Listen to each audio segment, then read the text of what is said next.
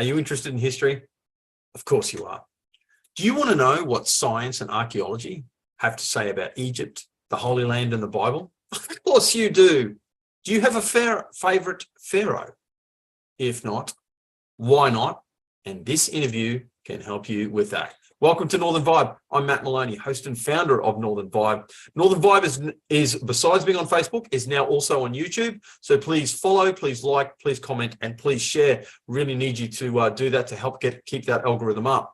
This week, I've got a fantastic guest, Amanda Hope Haley. She's an American lady. She's the red-headed archaeologist, and she digs Israel in both senses of the word, and she loves Egypt. We had a fantastic conversation about history, about where meaning and fact can join, and I hope you like listening to her as much as I enjoy talking to her. But enough from me. Let's speak to and hear from this magnificent, intelligent, wonderful lady, and I'm sure you'll enjoy this as much as I do.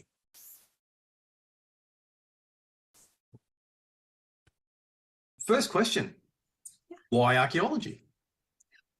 Oh, complete and total accident. So I went to a place called Rhodes College for undergrad.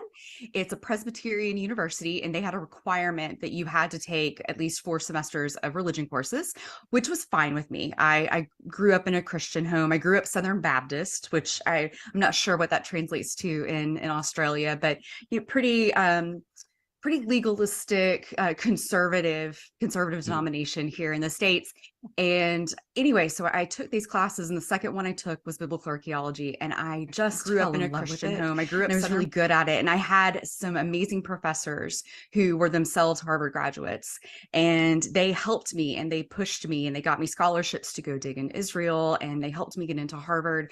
And then when I got there, I worked with some amazing professors who really did the same thing, took me under their wing. And so I think it's just being surrounded by those people really encouraged me that becoming a biblical archaeologist was something that I could do.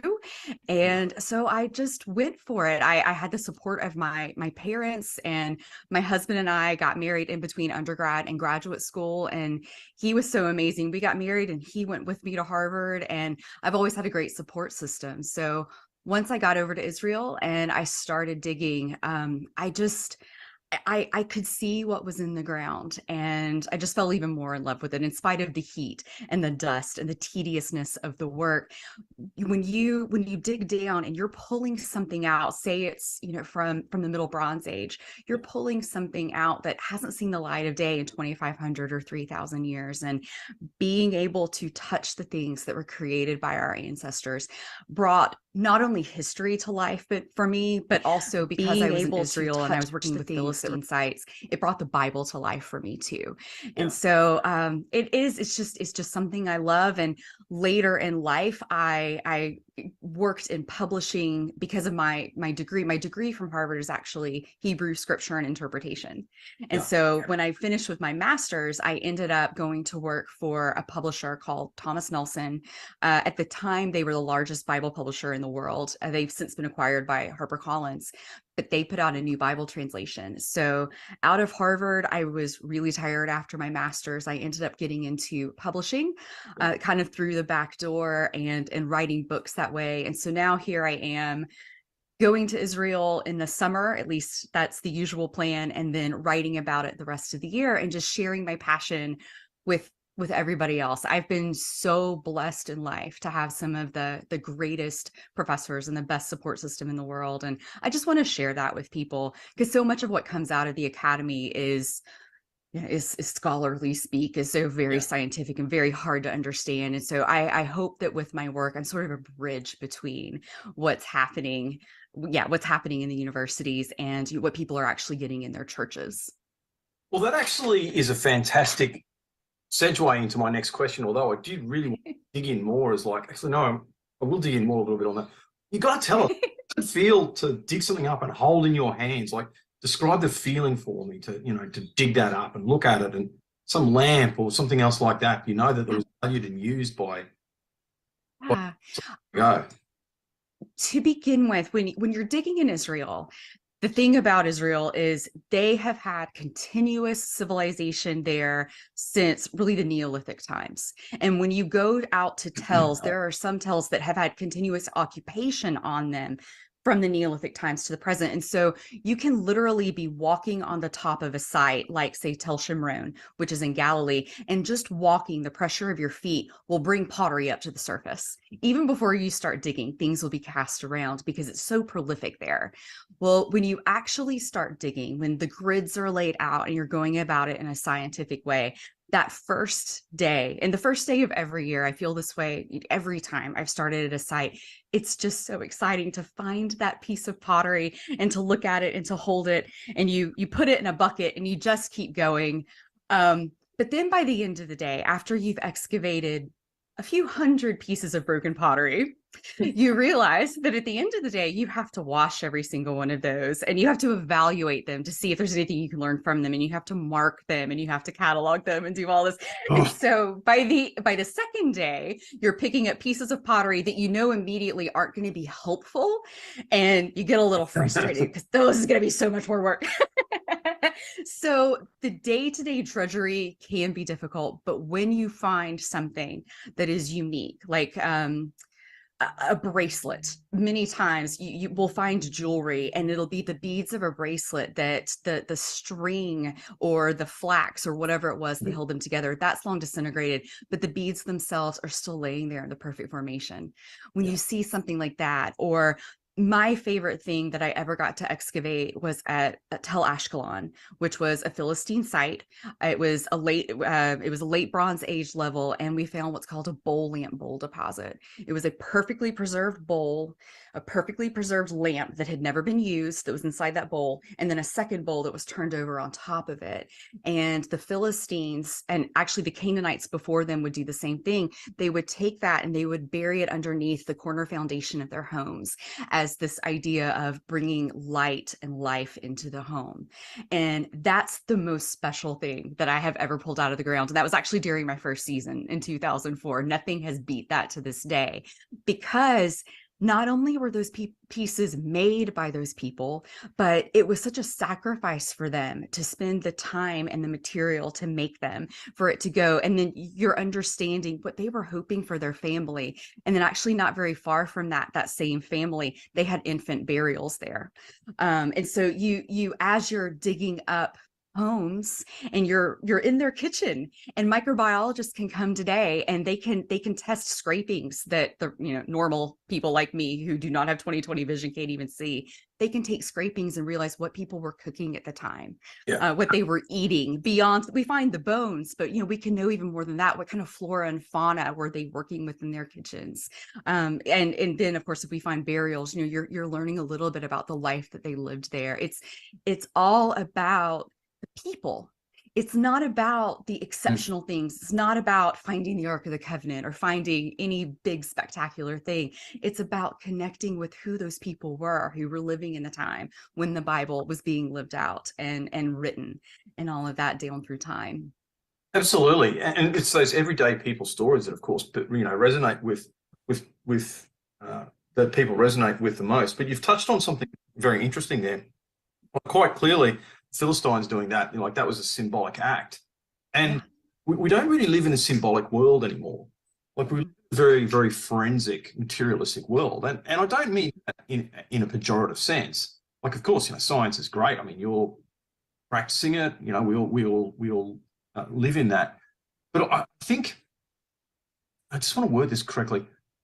I think you miss something if you just describe something forensically without understanding the meaning and the context behind it. Would you be confident just to discuss that a little bit, to discuss the action between meaning and where meaning and fact can join, I suppose? That is really important for archaeology. And I would say maybe the very first day of my archaeology class when I got into grad school, Lawrence Stager was the professor. And the first thing he told us was, when you go onto a dig site, if you look for something, you will find it.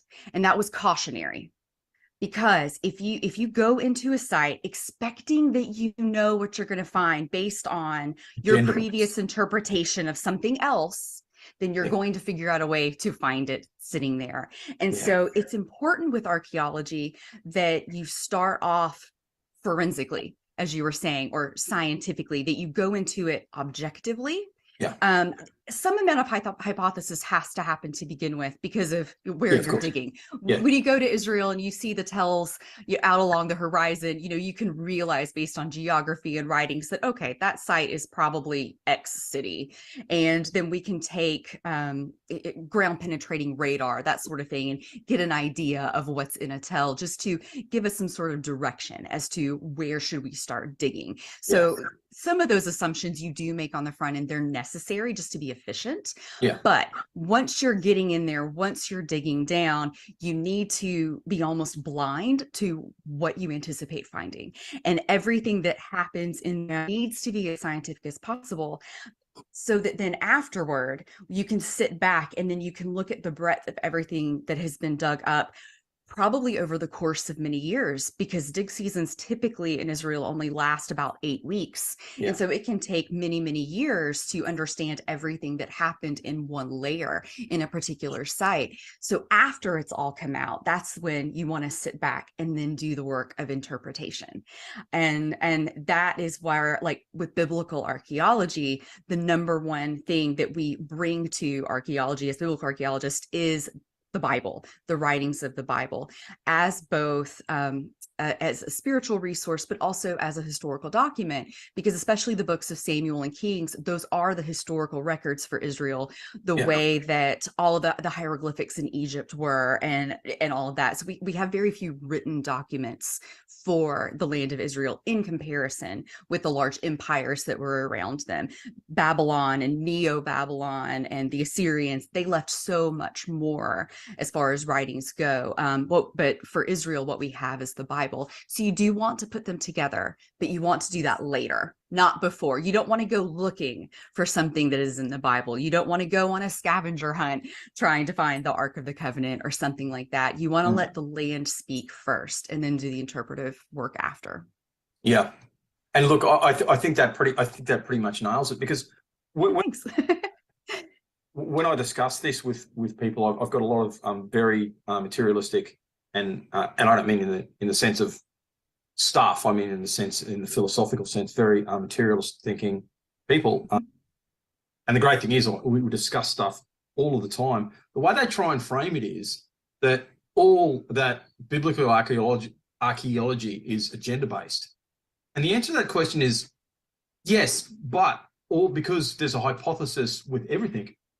Every research fundamentally is agenda based, and you can let that take over your science. And we arguably, and I don't want to get too controversial, but we've probably seen that in a couple of other we've seen agenda based science manifested in in a couple of other Yeah. figures. Yes. And you understand why that undermines the sanctity, I suppose, is the only word really of science as a method of discerning the truth. But you need that interaction, eh? I mean, it's so tough. You have to interplay between the hypothesis, the agenda, and the hypothesis. That's why I think it's important for that part to come after, for us to keep the science as pure as possible when you're actually doing the digging. You want that, the connection with the Bible and everything to come later. And I actually, just a week or so ago, I was having a conversation with a former professor of mine, and we were talking about how the names of everything are changing right now. So the Oriental Institute, which is the University of Chicago, one of the largest supporters of archaeology in the world for many, many years. Well, over the last few years, they've been changing their names. They're taking the word Oriental out of it, because the vast majority of the population doesn't understand Orient and Occident. They don't know the classical meanings of those words as far as Eastern and Western.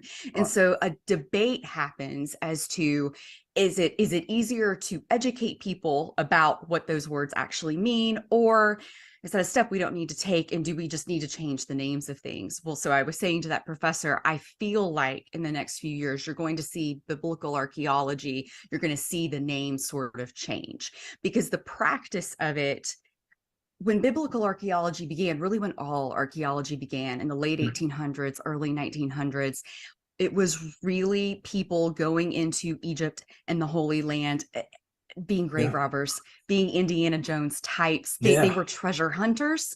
And it's good that they found some of the artifacts that they did and they got them out of war-torn areas. There's positive and negative to that, but that's sort of archaeology's original sin, if you will. And I think the science right now, the people who are involved in it are working so hard to make up for that.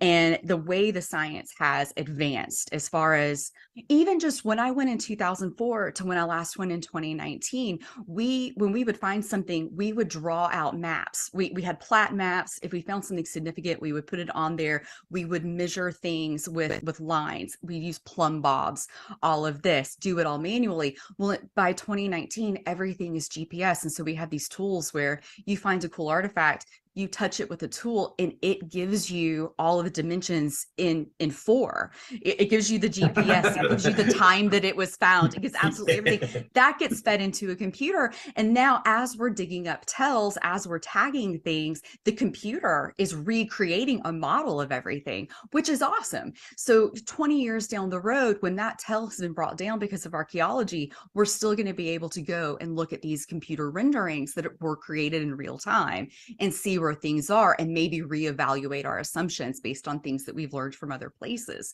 So it's becoming so much more scientific, so fast, but we're still making up for that stigma that gave us, I mean, I'm going to say it, the wonderful stories such as Indiana Jones. I'm a huge Indiana Jones fan. Me too. My husband and I are going to be on vacation in Canada when the film comes out. My husband's already promised me we will go, no matter where we are.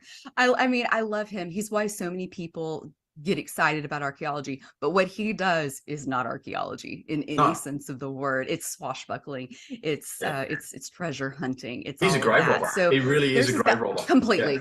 Completely, yes. I mean, what was Howard Carter one though? Like, I mean, like I said, where do you draw this line? Because for me, it was Howard Carter that drew me in. I always wanted to be an archaeologist. All the stuff that he found was great. Archaeology at that point just wasn't as scientific.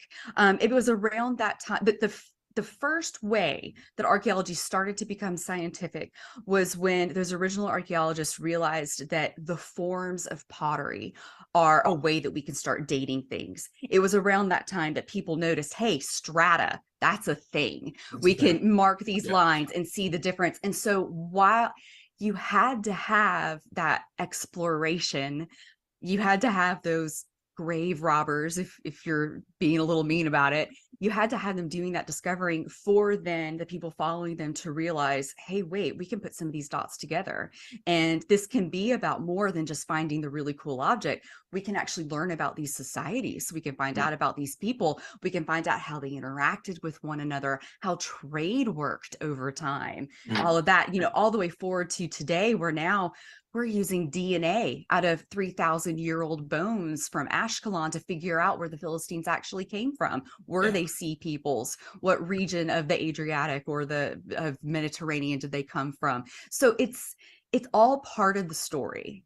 And the oldest part is part of the lore, but it's also what was so attractive to so many of us as kids. So with anything, I don't ever want to throw the tradition. I don't want to throw that out with the bathwater, but I do think it's important for us to look at that and say, it would have been so much better if instead of just ripping the Rosetta Stone out of where it was found, if they had done the archaeological work around it, and we could have known even more what was going on at that site, but instead of just pulling this one really cool object out of the ground, that would have been better. But they didn't know it then. And so I'm not a person, I don't know, I'm not a person who's judgmental about that kind of thing, but I want to do better. It's important that we do better. Yeah, look, exactly too. And you think of some of the damage that, Schliemann did to Troy. I mean, Oh my God, mea culpa. He probably Yeah. he probably destroyed a. He stuffed up more than he found. But that's not the point. Like I mean, you're stating a fact when you state that, but you miss Mhm. the point because without Schliemann, there probably We would. would know.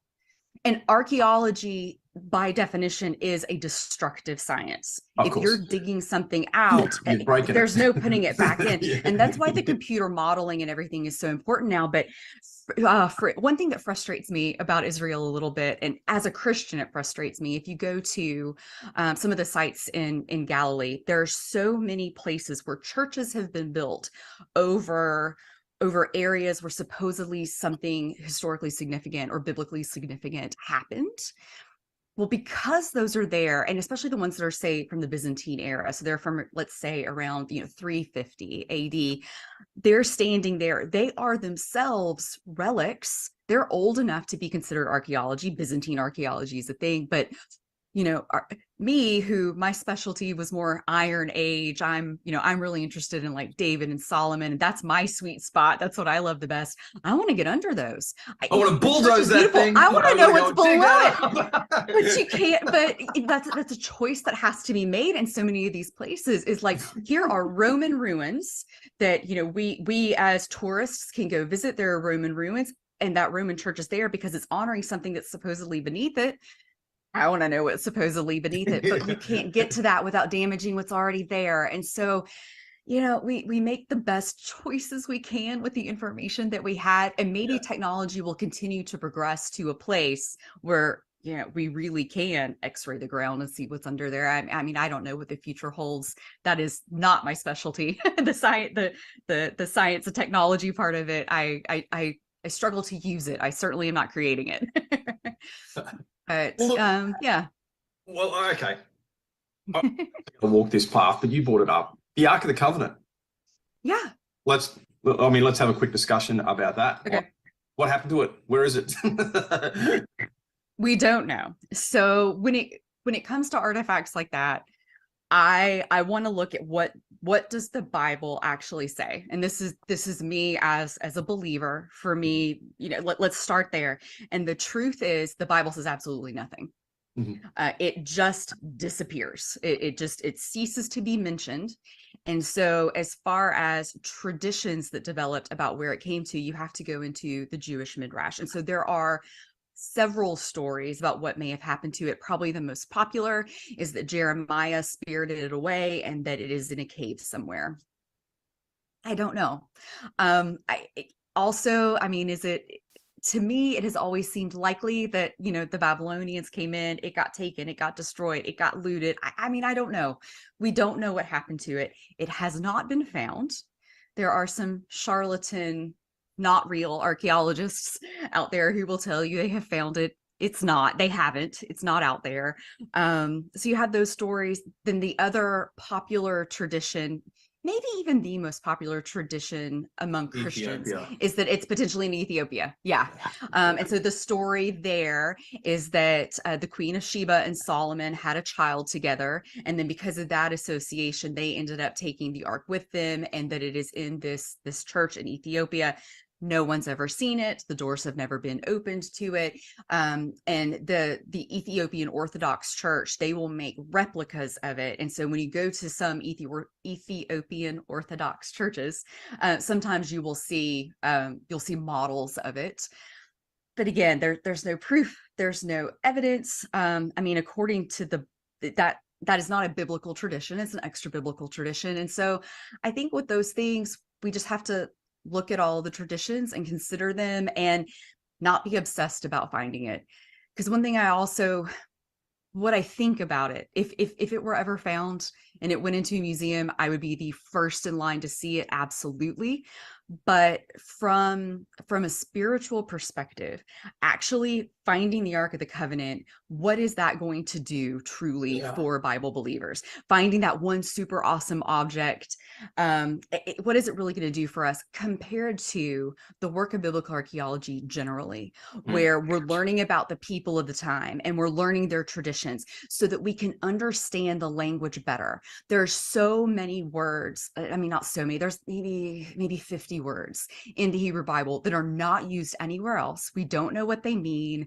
Things are described in certain ways. Some of the furniture that is in the temple, the way that it's described, we don't really know what it looked like. But when you go out into the fields, occasionally you'll find something that is like an aha moment, like, oh, Oh, this looks that's like that. what is being Yeah. described in Kings, or, and so as you understand the people better and the culture better, that actually does help us, because it helps us to understand the words and the scripture better. Whereas finding the Ark of the Covenant or finding Noah's Ark or some major thing like that, it wouldn't really help us with our interpretation, our understanding. It wouldn't bring us closer to God. It would just be spectacular.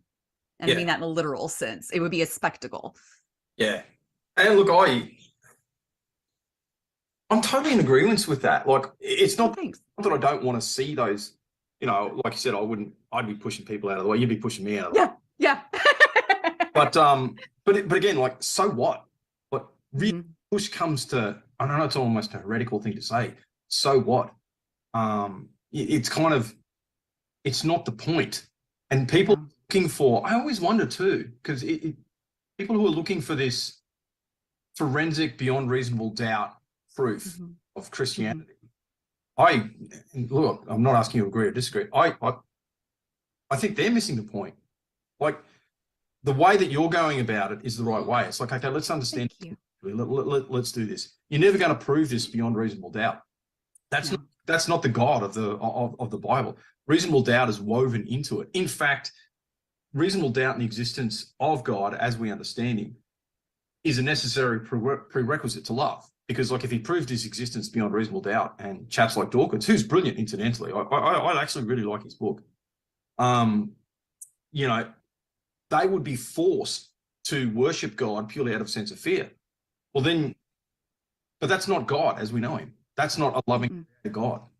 You can't have beyond reasonable doubt and a loving created God. You simply can't have those things. No. So there's people that are looking for it. It's not just that they're lacking faith.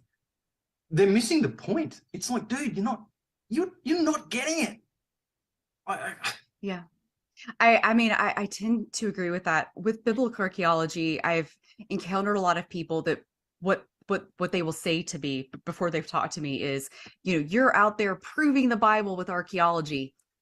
No, absolutely not. First off, as a believer, I don't think that we need to do that. I don't think that God is calling us to go out there and prove that everything in scripture is historically relevant or anything like that.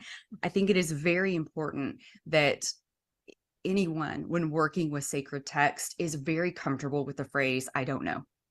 As much as we find that helps us to understand scripture or anything like that, more is going to keep coming out of the ground. And then there are going to be things that never come out of the ground.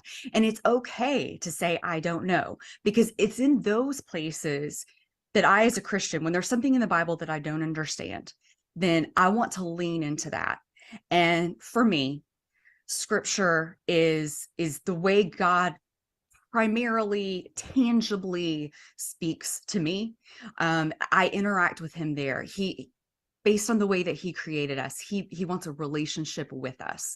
And if he just, once a year held a press conference, told us, you're right, you're wrong, this is what we should be doing, all that kind of stuff, that's not a relationship. I think we're supposed to struggle with those things that we don't understand or that we don't completely know, because it's in those places that we give him the opportunity to speak to us and show us something different. And so having that, and that's something you don't see a lot maybe in academia, is finding professors who are maybe willing to say, I don't know. Thankfully, there are a lot of them that are out there and are happy with that. But generally speaking, you want security in what you've written and what you believe and all of that. And I agree with you. I don't think that's the point. I don't think we're supposed to have security in our own ideas and our own understandings. We're supposed to lean on him and trust him.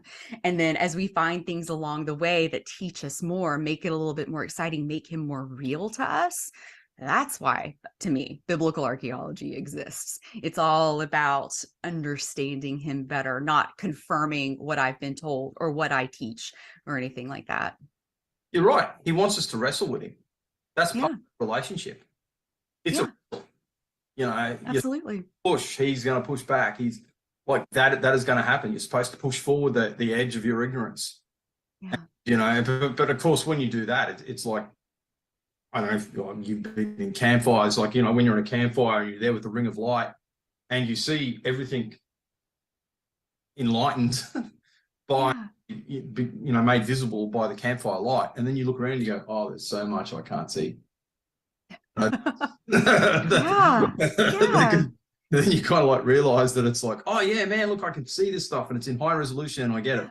Wow. Look Yeah.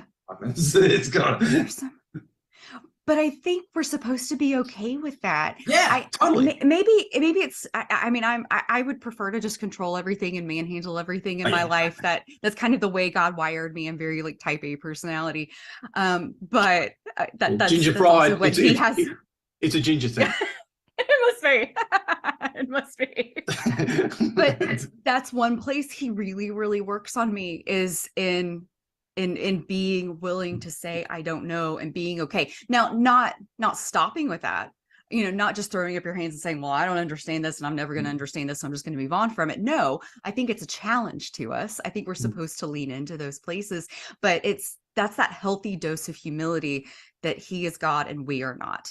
And I mean, that's just going right back to Genesis. The original sin was men and women wanting to know everything and become God themselves. If we knew everything, then I mean, that is the tree of knowledge. And so that is our original sin. That's what I think I fight against all the time, is me wanting to be God and know everything and control everything. That's not why I'm here. That's not why he created me. But it kind of goes like into you can understand, I think in a way that, look, and this is just my opinion, I'm not asking for validation here. I think in a way that we're reflecting God himself, because like, you know, one of the reasons perhaps, and this is just the Maloney hypothesis, that because I'm also very good, I got to declare, I'm also very good friends with the local rabbi and go to his as often as I can. And there's this brilliant and ancient Jewish idea that of course God lacks nothing and wants for nothing and was not insufficient in any way. But yet God decided to create the world, which is limited and has all these limitations. And in that way, he kind of like, well, actually, obviously through the Messiah, when he put himself in there, born at this time, lived, died, the infinite became the finite. So that's right. That's the interplay between that. And that's wanting to be everything all the time. And that's kind of like that's kind of what God did. And that's kind of like what we're trying to enact, what the Father did as well. Like, you know, and we do that when we create. So you come across a circumstance like this interview could have gone any particular way, like in not in a technical term, but in a practical way, it was infinite. Like anything could have happened. You know what I mean? Moderated by truth and driven by curiosity. Conversation turned out in a certain way. It was going to kind of like happen that way, and that's when we're reflecting God. Like, you know what? That's when we're doing that interplay between the finite. Look, because we're creating from infinite potentiality, we create a finite conversation. From when you go and dig something up, there is, you know, again, not in the literal sense, but in the, you know, technically, it's almost infinite what you could find. You could disprove, you could prove, you could anywhere in between. So yeah, there's that interplay between the finite and the infinite. And again, like, but that's reflected. Oh, I'm sorry, but that's reflected in so much too. Like exactly what you were talking about before, with this interplay between meaning and, you know, where meaning and fact conjoined. That you can tell when something's true, when you've got meaning and fact conjoined, because facts by themselves, it's like, so what? Like, there are literally billions of facts on the internet. It's like, so what? Yeah. Mentally, you've got to make meaning out of it, which means making a narrative. Yeah. Yeah, it's so cool what you're doing. Honestly, that's why I get gushy. I just so exciting. But look, so how good are those traditions? Like, you were talking before about some of the traditions. It's like, oh, this happened here. A lot of that would have been oral history, and I've had to do with Indigenous Australians who as you know, were a pre-literate society with certain qualifications. It's not like the simplistic, oh yeah, they're always right, or no, they're always wrong. So when you consider their stories from the point of giving meaning as opposed to a forensic description, they're surprisingly correct. Do you find that with biblical, with the traditions around with what you're doing, like the Byzantine churches and that sort of thing, like the traditions, are they in the right place? that kind of thing?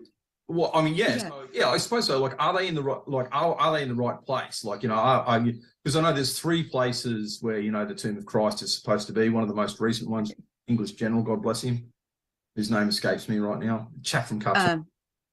The one in the East Talpiot tomb with the ossuaries. The naked archaeologist did a rather famous documentary about that one. Yeah, so there's the East Talpiot tomb, then of course the garden tomb, and then the tomb of the Holy within the Holy Sepulchre. So those are the 3 potential places for it. So when it comes to Christian sites, first off, as biblical archaeologists, you will find most people, if they consider themselves biblical archaeologists, they focus on the Old Testament, because with the Old Testament, you're talking about hundreds and thousands of years when things could have developed. With the New Testament, you're talking about really only 100-ish years of stuff to find. And archaeologically speaking, 100 years is nothing. It's really hard to narrow in on something like that. So what happens with New Testament archaeology is it tends to actually err toward Greco-Roman. So you have people coming in and they are excavating the palaces of Herod and what the Romans left behind. So you are learning about what the first century looked like and what it looked like in the places that Christianity developed, but you're not finding physical evidence of Jesus. And a lot of that is because he was only on earth for 33 years. But then also when you look at what the Bible says about him, basically everything that is described are events. And it's pretty rare that an event is going to leave behind something completely tangible. When he's healing somebody, when he's drawing the demons out of Mary Magdalene, whatever the miracles are, when he's feeding the multitudes next to the Sea of Galilee. You're not going to find some fish skeletons. No fish skeletons. You're just not. And so when you get to Constantine, so Constantine becomes a Christian, and he sends in the 300s, he sends his mother into the Holy Land, Helena, and she starts going around interviewing people, asking them what happened here. Well, so at best, that what they are describing to them had happened about 200 years earlier. Is it possible that an oral tradition of an event could have continued for 200 years? Yes, it's possible. But it's also possible that the word got out that, hey, the mother of the emperor is wandering around offering to spend tons of money anywhere she possibly can to build beautiful churches. Also, she's the mother of the emperor. We probably don't want to tell her no. We don't want to get in trouble. And so when you realize what was going on politically with what she is doing, it throws a little shadow over all of those potential sites. And so when a church gets thrown up in places, typically the archaeology can't happen underneath it. There are some places where it has. If you go into Nazareth, they just built a brand new church, the Church of the Annunciation, where the angel Gabriel told Mary that she was going to be carrying Jesus. There's actually 2 of those too. There's the Catholic one, and then there's the Orthodox one that's maybe 5 kilometers away. But they put up this beautiful church. Well, they're also in the process of excavating underneath it. So they have done all of the engineering work to keep the church supported on its foundations, but then you can actually go down and see what the first century ruins are like. And so I think there is an effort that's starting to be made to learn more about these sites beyond just what was the hearsay in the 300s. So that's kind of the situation there. One place that we're pretty confident Helena was absolutely wrong is the site of Cana, where Jesus turned water into wine. The historical site of Cana, the one that pilgrims have gone to for years and years, it was on a very heavily traveled road for anyone who was going between Nazareth and the Sea of Galilee. So it was a very convenient location, the place that got pointed out as Cana. But within the last 10 years or so, archaeologists have actually found Cana. And there have been writings there, and there are various reasons for them to think that actually that traditional site is incorrect, and they found the real one. I believe it's about 20 kilometers north of it, somewhere in there. So not terribly far, but wrong. Yeah. So the archaeology and the tradition are not together. At the same time, that if it weren't for Constantine and his mother doing the work that they did, that helped to grow Christianity. And those are my Christian ancestors. I'm not Catholic, but at that time when everything was being built, prior to the Reformation, we all were Catholic, unless you were Orthodox. You were either Catholic or Orthodox. That was it. Well, I mean, so even before the split, everybody was. Well, I mean, that history. You know the history better than me. There's the argument between the Bishop of Constantinople and the Bishop of Rome as to who has primacy and the exactly session. Yeah. So that tradition still informs me. I still have a connection to that, and it doesn't bother me necessarily that these may not be these sites, because when I go to these churches or I visit any of these sites, for me, it's more about connecting with the thousands of years of pilgrims who have gone there themselves. And I think there's value in that too, in us just connecting with our Christian ancestors from all the different traditions that we have now. Yeah. I'm a big fan of the Copts too, actually. I got to say, I have a deep admiration for them. But look, let's do a total geek thing. Akhenaten, let's talk about him. And listeners, he's an ancient Egyptian pharaoh. Most of you would have heard of him. Trust me, stick with us on this conversation. Akhenaten is a really cool, important, influential pharaoh. I know you've heard of Tutankhamun, but Akhenaten is the man. So let's talk about him. Yeah. So Tutankhamun's father, probably. There are some people who would say maybe not quite. But he was born Amenhotep III, and he was born to be the pharaoh, to be the head of the pantheon, to worship many gods, but the primary god at that time would have been Amun.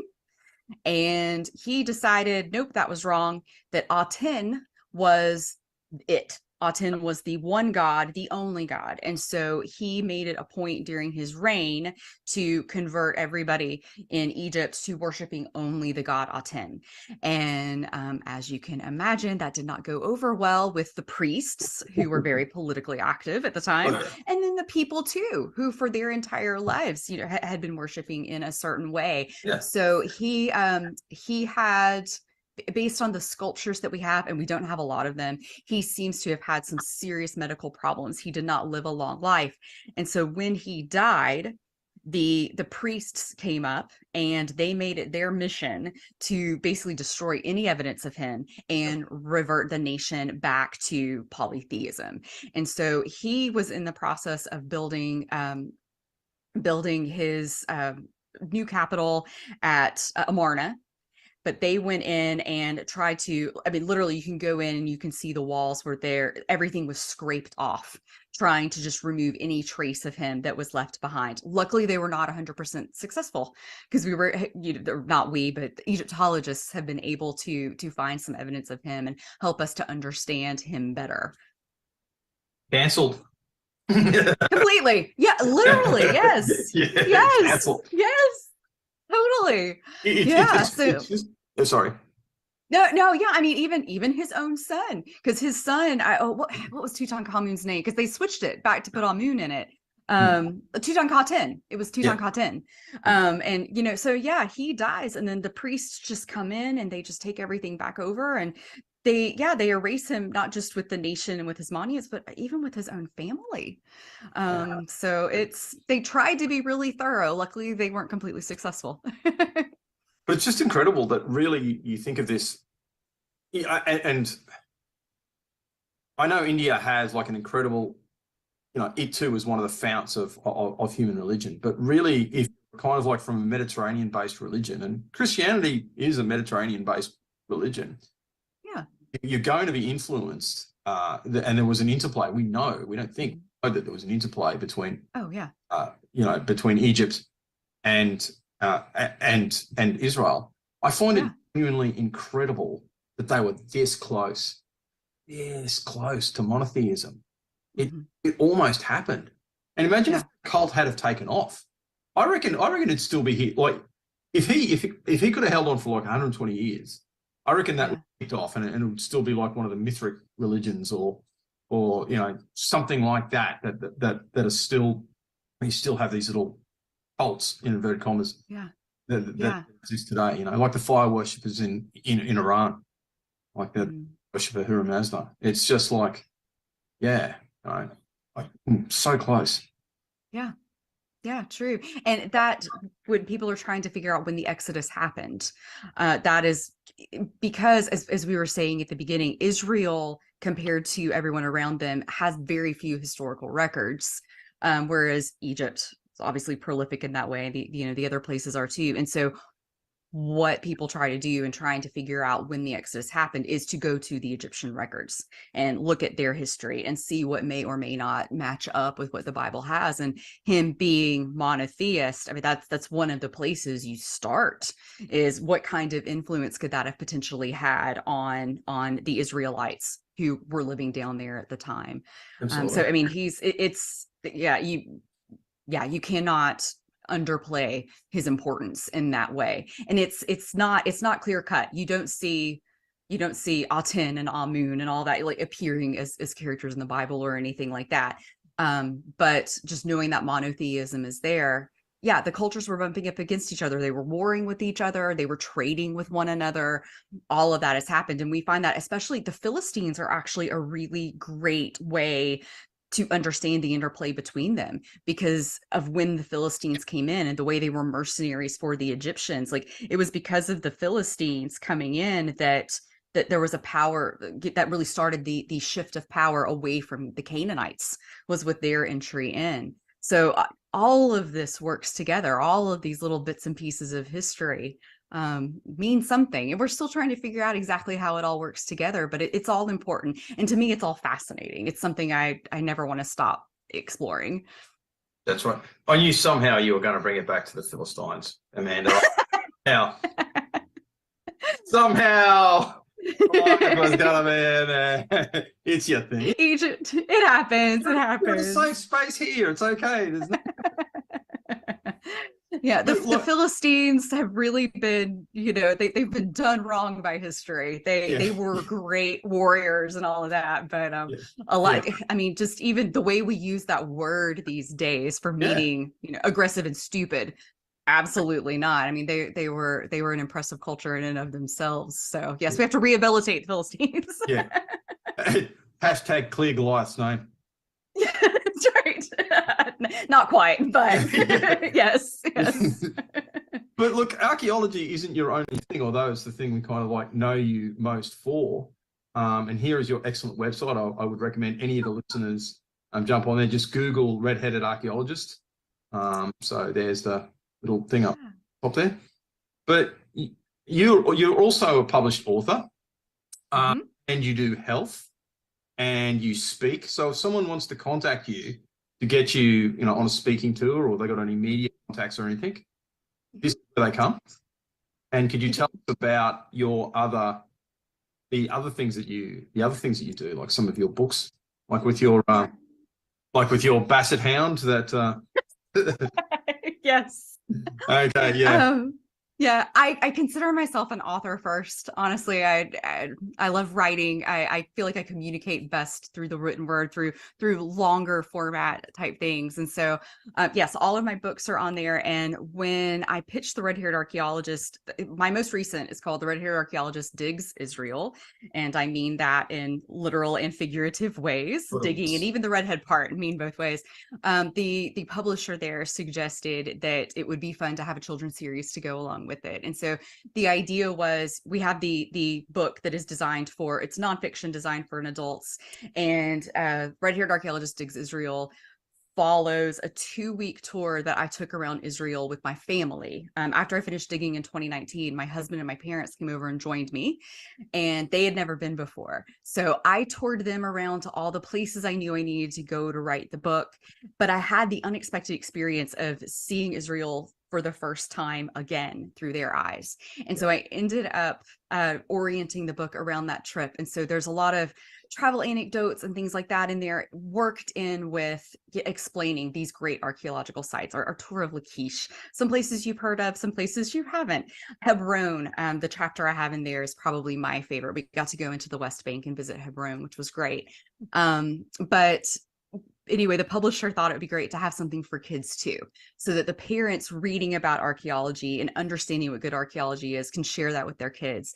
And so I just came up with this idea to make my basset hound Copper, the other redhead in the family, to make him this little archaeologist dog who travels with me on my fake adventures in Israel. So that's what we do. But it's also sort of a little bit based on truth too, because at Shimron, one of the dig directors, his name's Mario Martin, he's from Italy. And so he would drive down, he could drive to Israel, and he would bring his dog with him.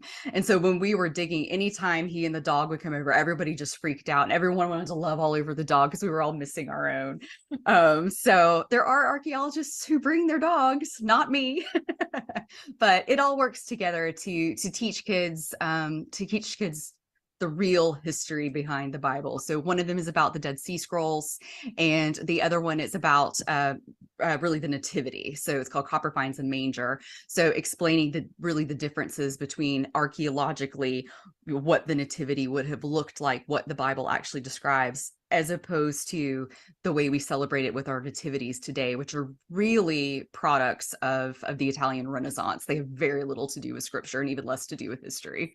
Yeah, it's very medieval too. But again, that's not a bad thing. You can play out meaning. Okay, as long as you're playing out the meaning, you're always going to get that slight dissonance when you're seeking truth. You're going to get that slight dissonance between, where meaning and fact can join. That's where you're in complete truth. But how we're all Pontius Pilate to a certain degree, not knowing, And you've got to, like you said, you've got to admit, it's like, well, there are some things that I just can't. I just don't know. And if you're like me and you've grown up reading the Bible, there's so much that I grew up thinking was in the Bible that actually isn't. They were traditions that were layered on top. And I realized really in grad school that it's so much harder when you're reading the Bible to realize what's not in there than what is in there. And for me, that's one way archaeology is really great, is because when you see something, it makes you think about things differently. Because when we're just reading our translations, we're reading it and we're imagining things as we understand them from our contexts today. And that's what's so great about archaeology, is it kind of shakes that up. And that's what I hope to do, is help people understand what the world of the Bible really looked like, understand it a little better, and ultimately fall in love with it and geek out about it as you and I have been doing tonight. I know, it's kind of like, well, yeah. And it was a geek fest, and I'm not ashamed. I am a geeky geek who perhaps exceeds that magnificent, intelligent, erudite lady. Look, I hope you enjoyed this one as much as I did. I'll see you in next week. I've got a great lineup. And by the way, if anyone wants to come on, or you want to nominate someone to come on, please don't hesitate to contact me at Northern Vibe through the messenger thing.